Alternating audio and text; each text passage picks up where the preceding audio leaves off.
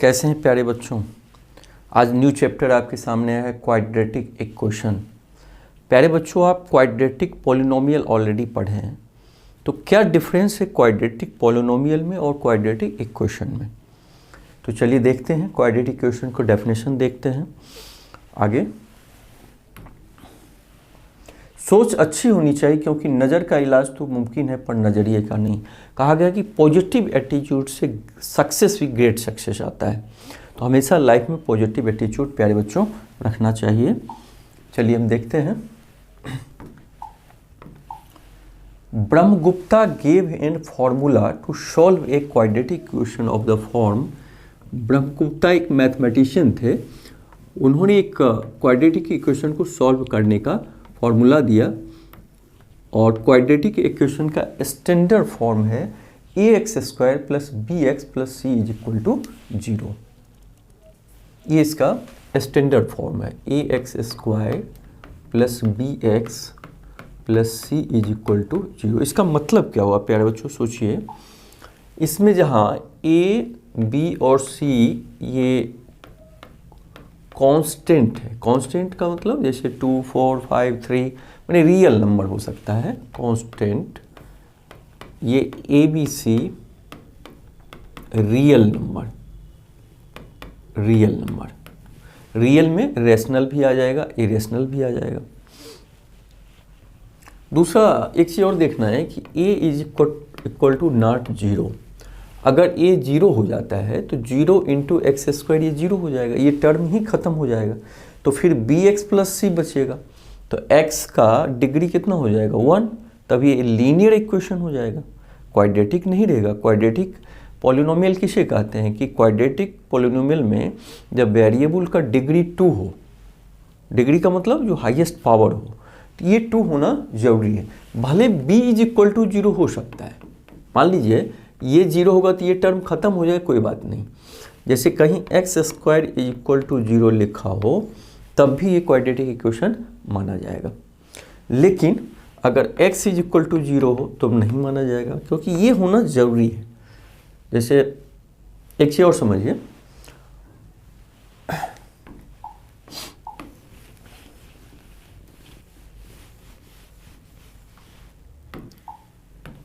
जैसे 5x² plus 3x plus 2 सीधे लिखा हो तो क्या ये क्वाड्रेटिक इक्वेशन है? नहीं, यह एक क्वाड्रेटिक पॉलिनोमियल है। और अगर हम 0 देते हैं इक्वल में तो ये एक क्वाड्रेटिक इक्वेशन हो जाता है। क्वाड्रेटिक पॉलिनोमियल में इज इक्वल टू 0 नहीं रहता है, क्वाड्रेटिक इक्वेशन में इक्वल टू 0 रहता है। x² के कॉफिशिएंट को हम a बोलते हैं, x के कॉफिशिएंट को b, और जो कांस्टेंट टर्म है उसको हम इसमें c बोलते हैं। a 0 नहीं होना चाहिए, ये ध्यान रखना है। तो कुछ हम फॉर्म देखें कि क्या ये क्वाड्रेटिक इक्वेशन है। जैसे सपोज कीजिए कहीं अगर ये लिखा हो x² plus 6x³ plus 2 is equal to 0, क्या ये क्वाड्रेटिक इक्वेशन होगा? तो नहीं होगा, क्योंकि जो इसका हाईएस्ट पावर है 3 है, जबकि वेरिएबल का जो डिग्री होना चाहिए 2 होना चाहिए, ये क्वाड्रेटिक नहीं होगा। कहीं ये लिखा हो 5x plus 3 is equal to 0, क्या ये क्वाड्रेटिक है? नहीं, क्योंकि x का हाईएस्ट पावर 2 होना जरूरी है, तो ये भी क्वाड्रेटिक नहीं होगा। कहीं अगर लिखा 1/x plus x is equal to 0, क्या ये क्वाड्रेटिक है? सोचिए, होगा। क्यों होगा? क्योंकि एलसीएम लीजिए x1 और x को मल्टीप्लाई कीजिए x² is equal to 0, x को उधर ले जाएंगे 0 होगा, तो इसका मतलब 1 plus x² is equal to 0, ये क्वाड्रेटिक फॉर्म में है।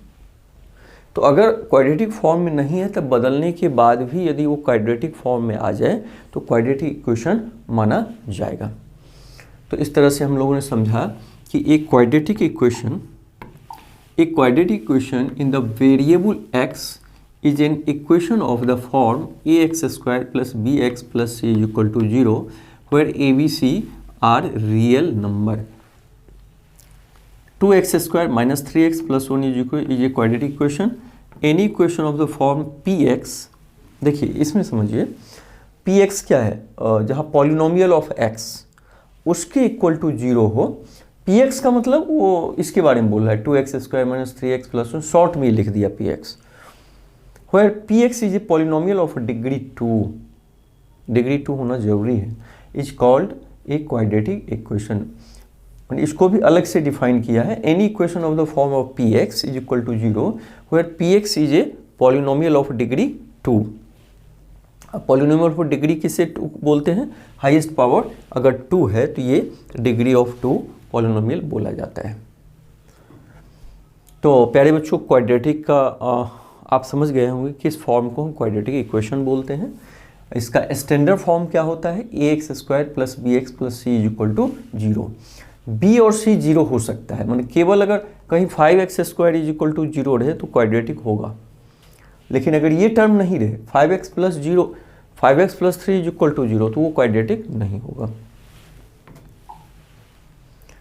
ax² plus bx plus c is equal to 0 where a is not equal to 0 is called the standard form of quadratic equation.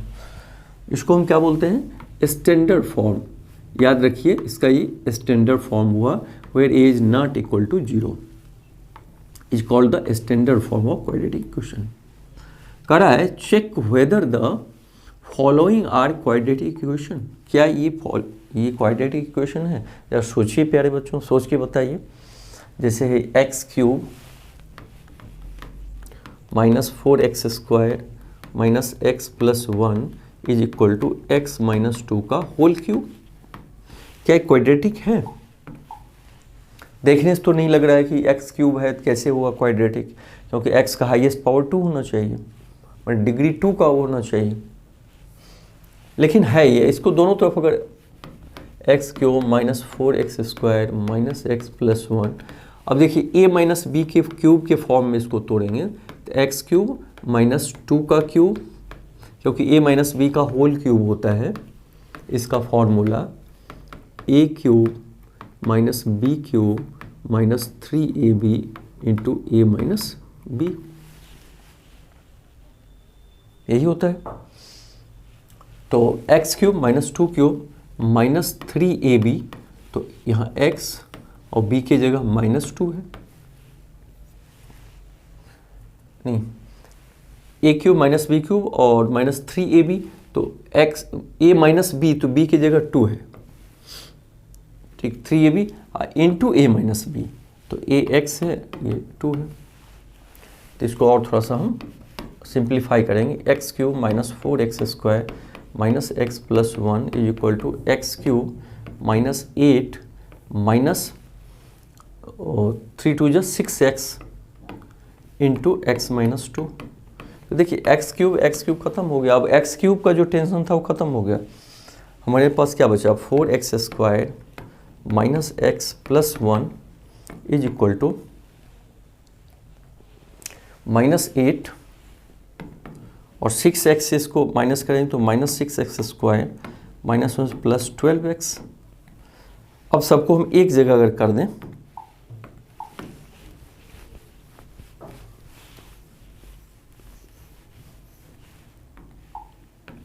अब x वाले टर्म को इधर कर दीजिए तो माइनस 4x², ये माइनस है तो इधर प्लस हो जाएगा 6x², इधर ये माइनस x है और इधर से हम 12x को ले आए तो माइनस 12x, इधर प्लस 1 है और 8 इधर प्लस है, इधर लाएंगे तो माइनस 8 इज इक्वल टू 0। तो 6 में 4 जाएगा 2x² और 12 ऋण ये 13x और ये माइनस 7 इज इक्वल टू 0। तो देखिए क्वाड्रेटिक फॉर्म में आ गया। इसका मतलब किसी इक्वेशन को हम आगे अगर हम सॉल्व करें या और सिंप्लीफाई करें और तब भी वो क्वाड्रेटिक फॉर्म में आ जाए तो क्वाड्रेटिक इक्वेशन माना जाएगा। इसमें भी इसको भी चेक कर लीजिए, a माइनस बी के होल स्क्वायर के फॉर्म पे तो देंगे।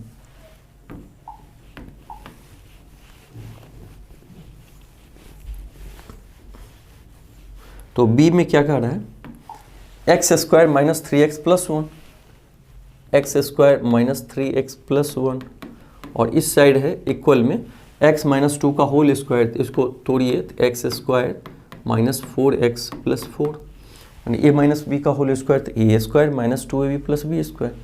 लेकिन देखिए इसमें ये कैंसिल हो जाएगा, तो ये -4x को इधर लाइए तो 4x - 3x, 4 को भी इधर लाएंगे तो -4 + 1 = 0, तो x - 3 = 0। तो क्या ये क्वाड्रेटिक है? नहीं है। तो ये क्वाड्रेटिक होगा, ये होगा और ये नहीं होगा। इस तरह हम सिंप्लीफाई करके देख सकते हैं।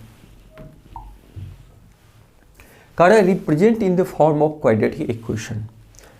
इसको क्वाड्रेटिक इक्वेशन के फॉर्म में प्यारे बच्चों रिप्रेजेंट करना है, सॉल्व नहीं करना है, क्वाड्रेटिक इक्वेशन के रूप में लिखना है। हालांकि बाद में इस तरह क्वेश्चन को आप क्वाड्रेटिक इक्वेशन में जैसे हम सॉल्व करते हैं उसी तरीके से हम सॉल्व कर सकते हैं। तो देखिए फर्स्ट क्वेश्चन क्या है, the product of two consecutive positive integer is 306। तो कंज्यूकेटिव का मतलब क्या होता है? लगातार। पॉजिटिव इंटीजर जैसे मान लीजिए 4 है और 5 है, तो ये क्या है? कंज्यूकेटिव पॉजिटिव इंटीजर। भाई इंटीजर भी है, पॉजिटिव भी है और लगातार भी है। अर्थात हम देखते क्या है कि लगातार के केस में अगर पिछला में 1 जोड़ते हैं तो आगे आ जाता है, फिर 5 में 1 जोड़ेंगे 6। तो मान लीजिए 2 कार्ड है, लेट 1 नंबर इज x, तो नेक्स्ट नंबर या कंजुकेटिव या नेक्स्ट पॉजिटिव इंटीजर क्या हो जाएगा? अगला क्या होगा? एक x है तो उसके आगे का क्या होगा? 4 है तो आगे का 1 प्लस करते हैं 5 आ जाता है। तो एक x है तो अगला x + 1 होगा। और दोनों का प्रोडक्ट कर रहा है 306 है, तो इस दोनों का इसका प्रोडक्ट करिए। तो as per question x × x + = 306, इसको मल्टीप्लाई करेंगे तो x² + x = 306। 306 लेफ्ट साइड ले आएंगे तो इक्वेशन बन जाएगा, ठीक है। इक्वेशन बनेगा x² + x और 306 इधर लाएंगे = 0। इस तरह क्वाड्रेटिक फॉर्म में हमने लिख दिया। और x का जब वैल्यू निकालेंगे तब दोनों नंबर भी निकल जाएगा, दोनों इंटीजर्स का वैल्यू। अब अगला क्वेश्चन क्या है,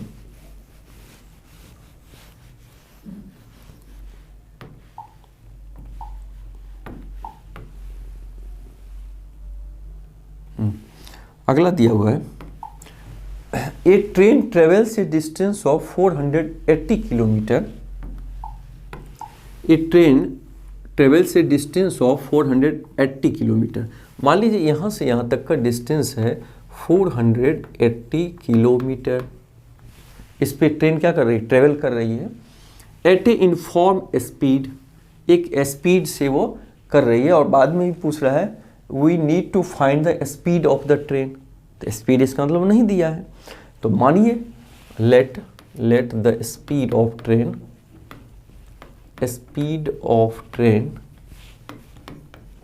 is equal to x km/h। x km/h का मतलब क्या हुआ कि 1 घंटा में वो ट्रेन x किलोमीटर जाती है। तो आपके पास डिस्टेंस दिया हुआ है, स्पीड दिया हुआ है, तो दोनों के सहारे क्या निकलेगा? टाइम निकलेगा। क्यों? क्योंकि time is equal to distance upon speed होता है। और डिस्टेंस है 480 किलोमीटर km और स्पीड है x km/h, तो ये क्या हो जाएगा? Total 480/x hour. यानी जितना हम पढ़े उससे हम क्या निकाला कि यहाँ से यहाँ आने में इसको 480/x आवर लगता है। आप पूछ सकते हो कि सर फॉर्मूला कहाँ से आया? सीधे अगर देखो कि x km/h है ट्रेन, माने ट्रेन को x km जाने में 1 आवर लगेगा, तो 1 किलोमीटर जाने में 1/x आवर लगेगा। इसलिए देयरफॉर 480 किलोमीटर जाने में तो 1/x × 480, तो 480/x हो ही गया ना। तो चाहे यूनिटी मेथड पे निकालो चाहे फॉर्मूला पे। तो प्यारे बच्चों एक रिलेशन हमें मालूम हो गया कि इसका मतलब टाइम इसको जो लगेगा यहाँ से यहाँ तक जाने में टाइम लगेगा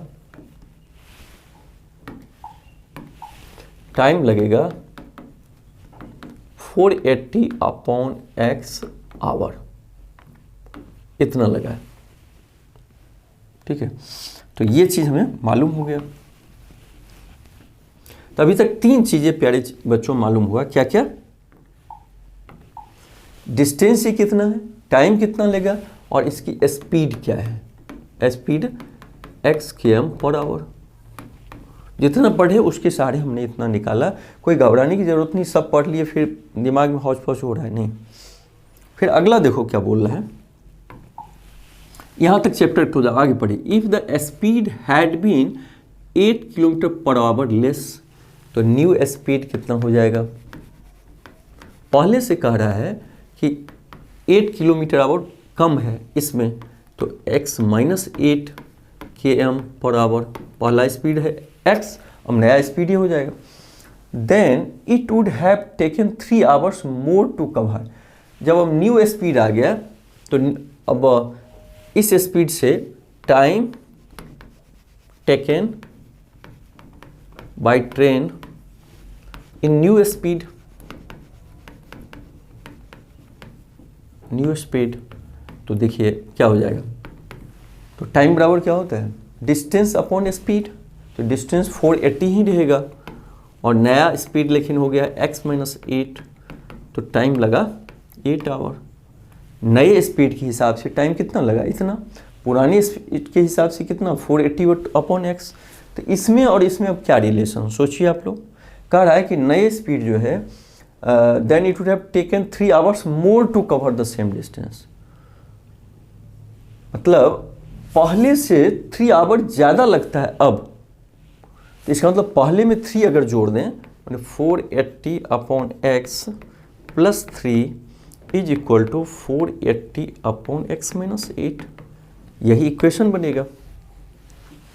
क्योंकि नया टाइम ये लगा, पुराना टाइम ये था, कह रहा पहले से 3 hour मोर लगता है जब उसका स्पीड 8 किलोमीटर लेस हो जाता है। भाई स्पीड कम हुआ, टाइम ज़्यादा लगेगा। तो पहले मान लो 3 hour लगता था, तो 5 hour ज़्यादा लगेगा, तो पहले हम 3 में 5 ऐड करेंगे ना।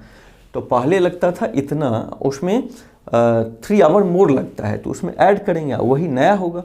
x में तो हमें इक्वेशन निकालना होगा। तो इस तरीके से इसको हम सॉल्व करके क्वाड्रेटिक इक्वेशन निकाल लेंगे। तो कोशिश करिए निकालने की।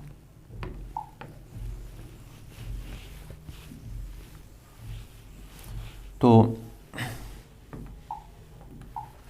देखिए 480, इसको एलसीएम लीजिए तो x, तो 480 प्लस x को 3 से मल्टीप्लाई करेंगे 3x is equal to 480 upon x - 8। अब क्रॉस मल्टीप्लिकेशन करेंगे तो 480 plus 3x into x - 8 is equal to 480x। अब 480 को x से मल्टीप्लाई करेंगे 480x, 480 को 8 से करेंगे तो 0, 3840 होगा।